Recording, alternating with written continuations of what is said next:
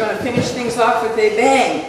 We have here a man who knows all about fireworks, and every 4th of July sets them off on his own property, and it's just a fabulous series of beautiful explosions. So I present to you Kenny Calder.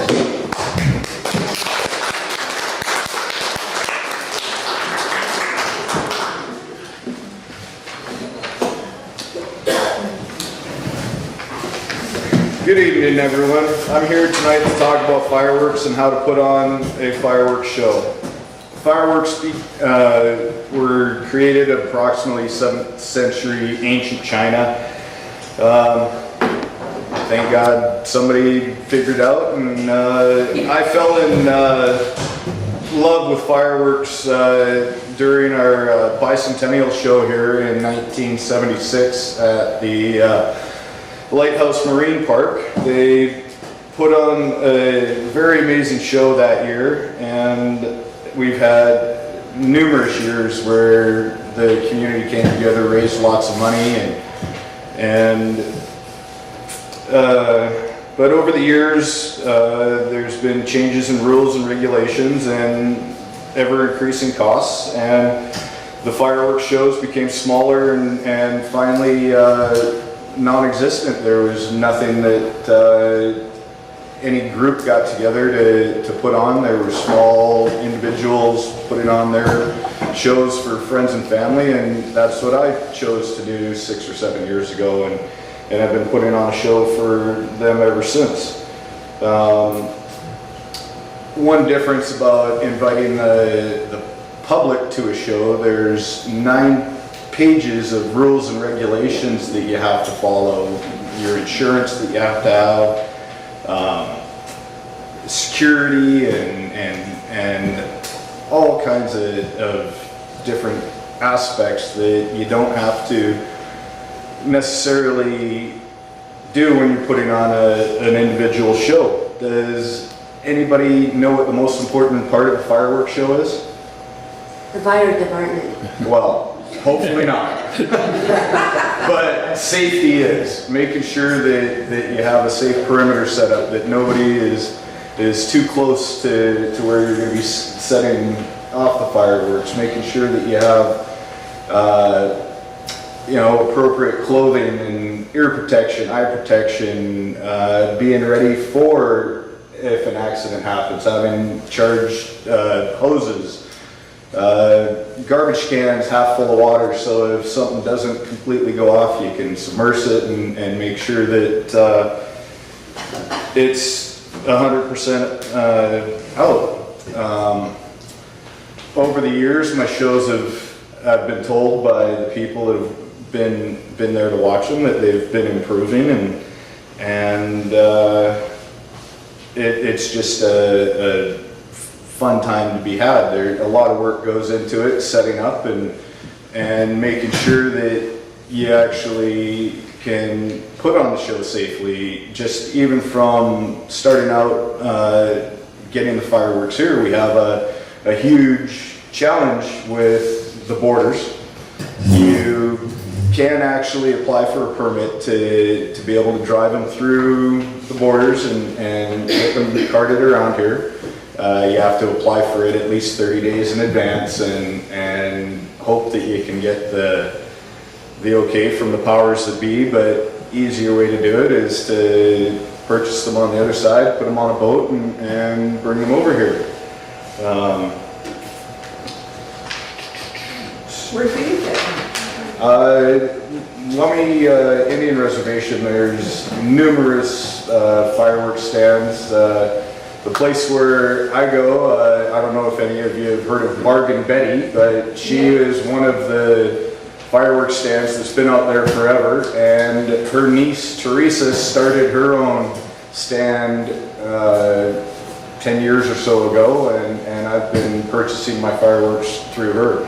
There's different categories of fireworks, things that are legal for you to set off in unincorporated Whatcom County, and there's other ones that are illegal, which like bottle rockets and firecrackers and things are illegal, you know, M80s and stuff like that, they're too powerful. They don't want the public to get their hands on them, but if you buy things on the reservation land and you're allowed to set them off there. But if you buy ones that are legal, there's a list that the Whatcom County Sheriff's Marshal's Office provides of what they consider the legal and illegal fireworks. And there's also a specific list of times when you're allowed to set them off without special permits, which this year it turns out to be July 3rd from 6 p.m. to 11 p.m., July 4th from 6 p.m. to midnight, July 5th from 6 p.m. to 11 p.m., and of course for New Year's, December 31st, New Year's Eve, 6 p.m. to 1 a.m. is the only other legal time to be able to set the fireworks off without having special permits to do so. Where the Marina have been putting on their show, they are supposed to follow the 9 pages of regulations, and this year they might actually have to follow all 9 pages of them. They've been flying a little loose, and last year had some fireworks wander off after the show on the 4th of July, and there was an incident where the fire department was needed after the fact. With me and my group that helps me out, we set up figure out where we're setting up on the property, try and make sure that we're as far away from everyone as we can safely get, where we're not encroaching on neighbors as well. Set up, have some people that will keep an eye for others wandering into the property just to make sure that nobody gets into harm's way. I have a couple people that work with me during the show to ensure that we're the mortar tubes come in various different styles. This is one that is a heavier duty mortar to ensure that when you're setting them off, you're either supposed to bury them partially in the ground, or I've found that setting up a scaffolding setup with some wood, I'm able to screw all the tubes into the wood to ensure that they don't fall over. Some of the mortar tubes come with a wooden base that they're glued or epoxied into. After a few of the mortars go off, sometimes it cracks the glue or weakens them. So during the show, me and my assistants are checking to make sure that none of the tubes have become loose like this one did. And if it happens, we immediately finish breaking it loose so that it doesn't get another mortar put in it and it possibly fall over once it's been lit, and we end up, we don't want to have an incident. So over the years, I've been saving the tubes and making these wooden racks to be able to set them up a lot more tubes and a lot more a smaller space. So then during a break where I might be lighting off some of the smaller fireworks that you light one fuse and it's a little cake that'll set off anywhere from 5 to 10, 20, sometimes 30 little flaming balls that then explode, and you get the display. And my assistants will be going back and checking to make sure that we've lit everyone that's in the tube before we load another, and it's crucially important that you put them facing up. Otherwise, once they've lit, they try and go further into the tube, and then they will explode in the tube, sending shrapnel flying everywhere. So again, safety, it's where we've been set up, we have it well lit and try and ensure that none of us get hurt and everybody enjoys themselves. How much are they? Pardon me? How much are something like that? Put on the show. I usually spend somewhere between $1,000 and $1,500 and could put on about a 45-minute show. The marina last year, I believe they spent closer to $8,000 or $9,000 on the fireworks that they set off over the 2 nights. What's that material made of, that's the tubes? The tubes, they come in different materials, anything from multiple plies of cardboard. Some of these are heavy gauge plastic, PVC, and other ones are fiberglass. Oh. They, professional pyrotechs have them also made out of steel that they use, and but the ones that I have in the rack are the heavy duty fiberglass and thick gauge PVC pipe. And I've gotten many years of use out of them. Are you setting them off electronically, or are you Lighting each fuse individually. lighting each fuse? Yeah. Yeah, I don't, I haven't gotten to that stage of investing in the other means of setting it off. I have a propane torch for soldering, and with a piezo clicker on it, so it relights out, you know, when they take off, it'll blow the flame out, you click it and it's relit, and you get to light the next one. So how did you learn how to set them off?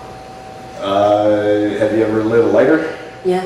Well, if you can do that, you can touch that flame to the fuse, and the best Then you run step away. back. You step back. Okay. Have a place that you can, if something starts to go wrong, that you can step behind something to shield yourself. You know, safety again, trying to make sure that you have a plan in place that if things go wrong, that you can get out of the way. Yeah, you don't want to see a fireworks display go wrong. No. I saw one go wrong in Hawaii. And Yeah, well, one of the first it years, lasted about 15 seconds. one of the first years, I think it might have been the first year, I had an assistant that had a few drinks through the day and ended up putting one of them in the tube upside down. Oh. So, big thing, you know, try and not have alcohol or any other substances involved when you're doing, you know, operating heavy machinery or lighting off fireworks. You seem to have all your fingers and everything. Yeah, still have all 10.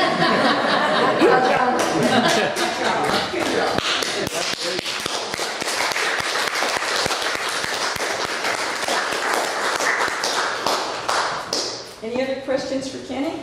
How do we get an invitation? Well, if I did that, then I would have to follow the 9 pages of the rules and regulations. For those of you that know, well, it's not far from here, but if I gave you the address again, I'd have to follow a lot more rules and also post a big cash bond. They want like $3,000 or $5,000 that you post to, you know. And the following day we have a big cleanup that the people that have helped me, we check all the property around us trying to clean up all the debris.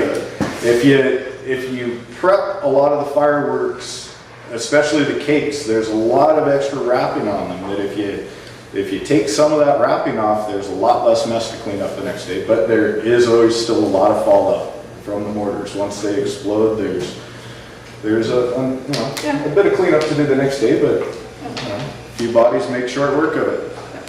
I've seen your show, Kenny, and I just gotta say thanks. It was fabulous. You're welcome. Yeah, wonderful. Very nice. Fabulous. Thanks ever so much.